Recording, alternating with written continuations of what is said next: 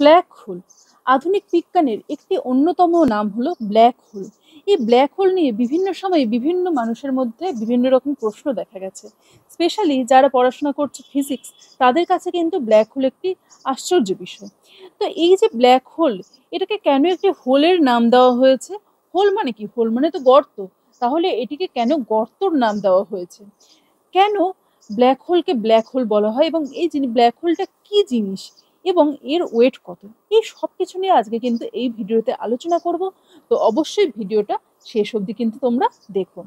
Hello বন্ধুরা, welcome to online study 24x7। তো চলো প্রথমে দেখে নিই why black hole is called as a hole. দেখো, ব্ল্যাক হোলকে কেন হোল বলা হয়, তার সবচেয়ে বড় কারণ হচ্ছে গর্ত মানে কি? গর্তের মধ্যে আমরা কি করি? আমরা বিভিন্ন জিনিসকে ছুঁড়ে ফেলতে পারি। ধরো বাড়িতে, ধরো মাটির উপরে একটি গর্ত করা হলো। এই গর্তের মধ্যে আমরা কি করি? আমরা বিভিন্ন রকমের আবর্জনা, অর্থাৎ যে জৈব আবর্জনাগুলো, সেগুলোকে আমরা ফেলি, এবং আস্তে আস্তে কি করি? এই জায়গায় কিন্তু আমরা ফেলতেই থাকি। এরপরে কি হয়? যেহেতু এগুলো জৈব বস্তু হয়, তখন কি হয়? এগুলো মাটির সাথে কিন্তু একটা সময় মিশে যায়, এবং আমরা এখানে কিন্তু মোটামুটি ইনফাইনাইট সময় অবধি আমরা কিন্তু এখানে জিনিসপত্র ফেলতে পারি। ইনফাইনাইট সময় আমি কেন বললাম? আমি প্রথমেই কিন্তু বলে দিয়েছি বস্তুগুলো জৈব বস্তু, ঠিক আছে? আর এই গর্ততে যতটুকু আর কি জায়গা ধরে, অবশ্যই ভলিউমটা ম্যাটার করবে। সেই ভলিউম অনুযায়ী আমরা এখানে ঢালতে পারি জিনিসপত্র। তেমনি ব্ল্যাক হোল কি জিনিস? ব্ল্যাক হোল এমন একটি জিনিস যেটি কি করে, যেটি এর আশেপাশে থাকা বিভিন্ন জিনিসকে তার দিকে টেনে নেয়, ঠিক আছে? এবং টেনে নিয়ে কি করে, তাদেরকে এমনভাবে, তার যে গ্র্যাভিটেশনাল পুল, এর সাহায্যে এই যে বস্তুটির মধ্যে এমনভাবে সেই বস্তুগুলোকে ঢুকিয়ে নেয়, যাতে সেই বস্তুগুলোকে আর কোনোদিনই আমরা ফিরে পেতে পারি না, ঠিক আছে? মানে ব্যাপারটা কিরকম?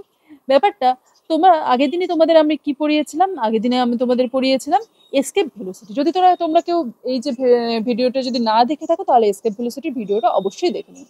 তো এসকেপ ভেলোসিটি আমরা কি বলেছিলাম? এসকেপ ভেলোসিটির ভ্যালু হয় গিয়ে 2gm/r এর রুট। এইবার ব্ল্যাক হোল আমি কখন বলবো? যখন এই যে এসকেপ ভেলোসিটি, অর্থাৎ escape velocity of a black hole, এই যে ভ্যালুটা, এর ভ্যালুটা যদি আমার greater than or equal to C এর সাথে যদি সমান হয়, অর্থাৎ লাইটের ভেলোসিটির সাথে যদি এসকেপ ভেলোসিটি যদি সমান হয় কোনো একটি বস্তুর, তবে সেই বস্তুটিই কিন্তু হয়ে যায় ব্ল্যাক হোল। এবার এই যে বস্তুটি, এই বস্তু আমি কি বললাম? সেই বস্তুটি। কিন্তু এটাকে কেন হোল বলা হয়?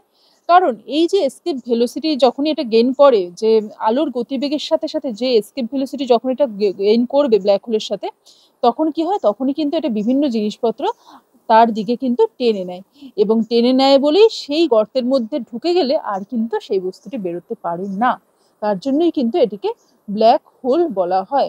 যেহেতু তাকে আর কোনোদিন খুঁজে পাওয়া যাবে না, তার জন্য ব্ল্যাক। আর যেহেতু সব জিনিসপত্রকে তার মধ্যে টেনে নেয় একটি বস্তু হওয়া সত্ত্বেও, তার জন্য এর নাম হোল। ওকে, এটুকু আশা করি সবাই বুঝতে পারলে। এবার দেখো, এই যে ব্ল্যাক হোল কি এবং হচ্ছে কেন এটাকে হোল বলা হয়, এটা তো তোমরা জেনেই গেলে।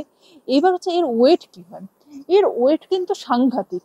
এর ওয়েট প্রায় 50 billion to 100 billion, 50 billion to 100 billion mass of solar mass, এর সাথে কিন্তু এটা সমান হয়। তাহলে কি এর ওয়েট কিন্তু সাংঘাতিক লেভেলের হয়। এবার ব্ল্যাক হোল কিন্তু আমাদের ইউনিভার্সের কিন্তু চারিদিকে কিন্তু এরকম ব্ল্যাক হোল কিন্তু অনেক আছে, এবং তোমরা জানো সম্প্রতি নাসা কিন্তু একটি ব্ল্যাক হোলের ছবিও কিন্তু তুলেছে, একেবারে সাইন্টিফিক্যালি। তো এভাবেই কিন্তু ব্ল্যাক হোল তত্ত্বের কিন্তু প্রমাণ পাওয়া যায় যে ব্ল্যাক হোল বলে সত্যিই কিন্তু একটি বস্তু আছে। আর এখানে কি হয়? এখানে কিন্তু যে কোনো ম্যাটেরিয়ালকে এটা টেনে নিয়ে কি করে দেয়? ইনফাইনাইটলি স্মল করে দেয়, ঠিক আছে? মানে কি, এই যে ব্ল্যাক হোলের মধ্যে ধরো একটি অনেক বড় বস্তু ব্ল্যাক হোলের মধ্যে যদি ঢুকে যায় একবার, তখন কিন্তু সেটা অনেক ক্ষুদ্রাতি ক্ষুদ্র একটি বস্তুতে পরিণত হয়, অর্থাৎ সেটি শ্রিঙ্ক করে, ঠিক আছে?